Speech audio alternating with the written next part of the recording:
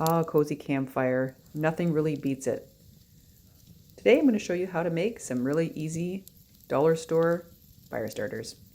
Welcome back everyone. Well, I'm in my downstairs crafting area. Today we're going to make really easy fire starters for the winter camping and your summer camping season. I'm out of them completely, so I wanted to make some for the upcoming season. This is a really cheap and easy way versus spending all kinds of money on buying these little fire starters, and they can really get your fire going, especially on a rainy day. Let's get started. So let's take a look at what we need here for today's craft. Pretty easy to get this stuff from the dollar store, Dollar Tree, Dollarama. They have a lot of good things you can use for your outdoor fire starters. So I've got this jute rope here for $1.50. There's all this. It even comes in like thicker rope as well. I've got these little cupcake wrappers. They're paper wrappers because they're going to burn too, which is great. So this was in their kitchen section. And then I got this little tub here of Vaseline. And then what you could do is you can either get some candles from the dollar store, Dollar Tree, or this is like an old candle here. We just want the wax part of it. Or if you want some paraffin wax, which I just have here. That's not from the dollar store, but you can certainly get candles or use old candle wax that you have at home already. And then what I like to do is I have some shavings. So I was working on a carving project recently at the cabin. You can see here I was working on a spoon, having lots of fun with my friend Birch. And so I have some leftover basswood shavings. So I'm going to put this for my little fire starter. I also have some old, I guess, pine shavings or something from another project. So you can use that, or the dollar store, they do sell little wood chunks, or you can certainly go in the woods and grab a stick and just use your knife to make some shavings. And this craft does not take a lot of time or effort, but there's a big benefit when you can get a fire started even on a rainy day.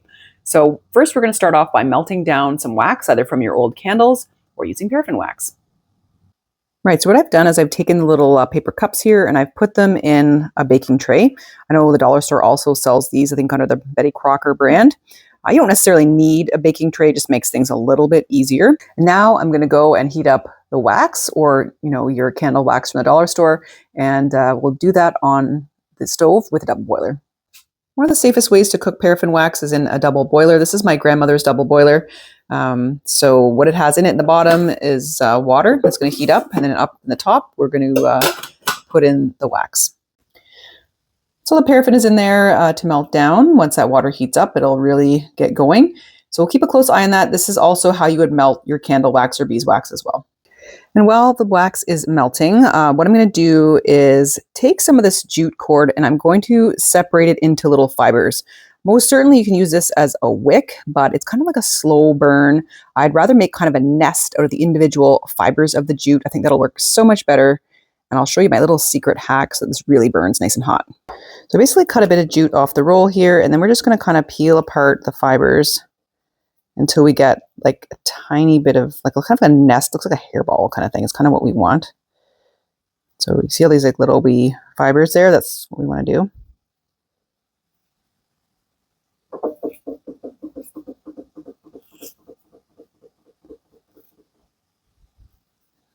You see, you'll make them into these little wee fibers. It's more likely for them to catch an ember if you're using like a ferro rod, for example.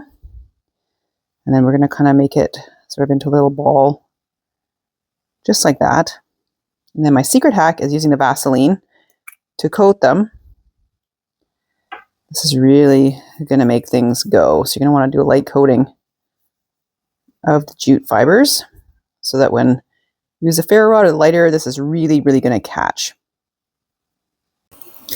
All right, let's take a peek. It's all melted. Excellent. So what I'm going to do now is I'm going to pour this into a Pyrex measuring cup. And then we'll go down and we'll make our little fire starters. And next we'll take some of our dry wood shavings, key dry, and put them in kind of in each little paper cup here. And after we'll pour our paraffin on there. And feel free to use birch bark, things like that, things that are highly flammable.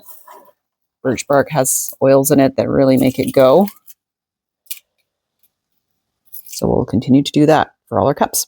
All right, now we're just going to pour paraffin or your wax into these little cups. Try not to spill it everywhere. Now, as the paraffin is kind of setting, I'm going to put my little jute nest in the paraffin wax there because we want to catch our spark on this and make a little fire that will catch some of our little pieces of shaved bark or shaved wood.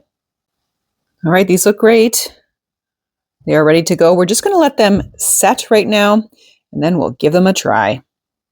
All right, let's give this a try. We're outside now. Just going to try with my fire steel and see how quickly we can get this lit up.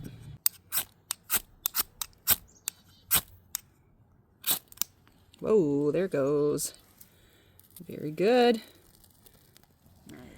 Well, there she goes. She's going to go for a while, actually. The jute lit up. Now we're onto the wood chips and the paraffin wax and the paper cupcake wrapper there. So this is great. This is going to light up your wood very well. Just make a good fire and have a nice evening by your campfire with these things. Well, I hope you enjoyed today's video on making inexpensive fire starters for your next camping trip. I really hope you get to use them, and they're great gifts to give this holiday season. Have a great week, and we'll see you in the next video. Bye for now.